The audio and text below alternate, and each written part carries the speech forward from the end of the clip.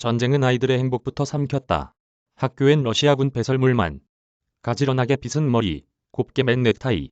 행사가 끝난 뒤 아이들은 한껏 멋을 부린 채 카메라 앞에 섰다. 한국으로 치면 초등학교 1학년인 아이들의 상기된 표정에 어린 건 긴장보단 기쁨이었다.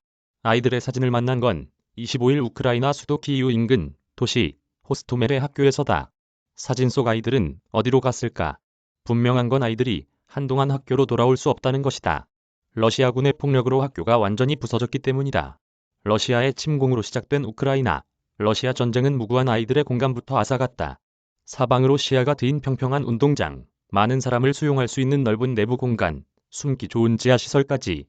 학교는 침략자가 가장 먼저 파괴하고 가장 먼저 차지하는 곳이다.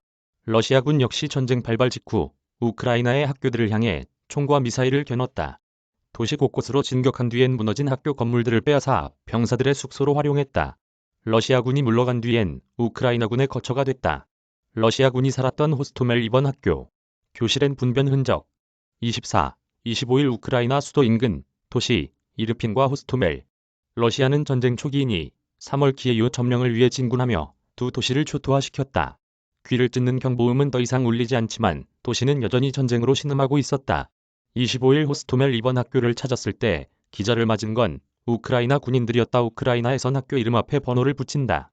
한국과 학제가 달라 초중, 고 통합학교가 많다. 전쟁 전 학생 500명으로 꽉 찼던 학교는 이제 우크라이나 군인들의 숙소로 쓰이고 있었다. 학교 내부로 들어가는 문은 전부 막혀 있고 창문에는 모래주머니가 빼곡히 쌓여 있었다. 외부인 출입 금지라는 표시였다. 군인들 허가를 받아 둘러본 학교는 처참했다. 러시아군이 쏜 총알이 관통한 흔적이 여기저기에 남았고 학교 뒤뜰에서 터진 발사체 잔해가 흩어져 있었다.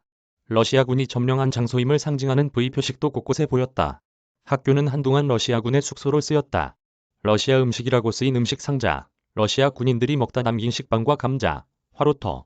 곳곳엔 러시아 군인들의 삶이 남아 있었다. 학교 안으로 들어갈수록 풍경은 더 처참했다. 교사 이리나 씨의 안내를 받아 구석구석을 둘러봤다. 교실은 곳곳이 불에 탄 모습이었고 끊어진 천선은 천장에 대롱대롱 매달려 있었다. 교실 절문에는 폭격으로 인한 커다란 구멍이 나 있었다. 교실 문짝들은 뜯어진 채나 뒹굴었다.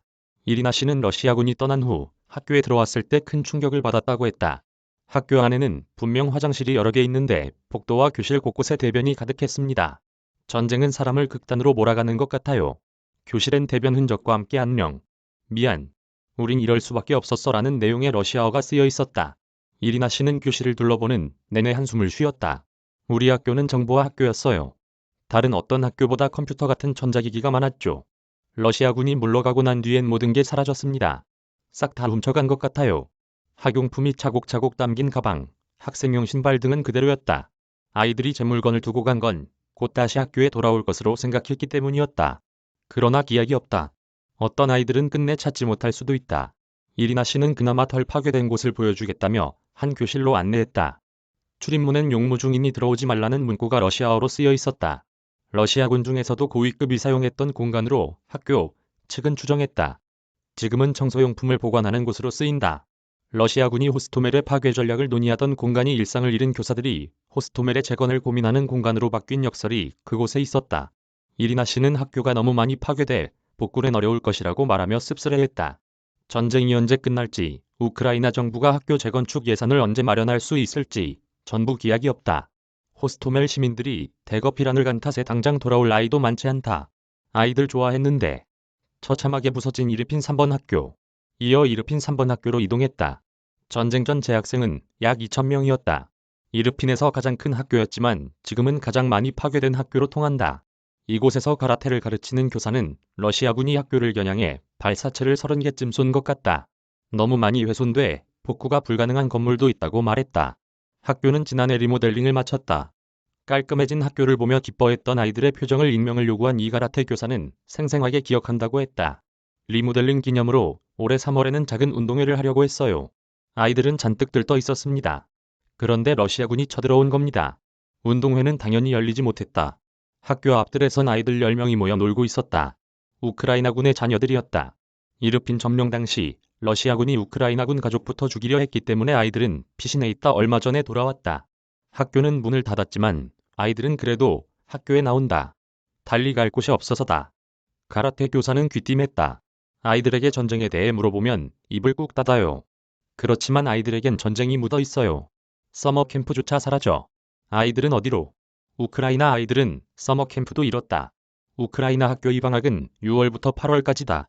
방학이 길다 보니 대부분의 학생이 서머 캠프에서 긴 여름을 보내는 게 보통이다. 전쟁이 휩쓸고 간 도시에선 서머 캠프도 사치가 됐다. 매년 서머 캠프가 열렸던 부차의 한 지역을 24일 찾았다. 아이들 대신 우크라이나군이 차지하고 있었다. 우크라이나 군인들은 군사시설이라 들어올 수 없다며 기자의 출입을 막았다. 어린아이들을 위한 키즈클럽도 재기능을 못한 지 오래다. 키이우 인근 모슌에 있는 키즈클럽을 찾았다.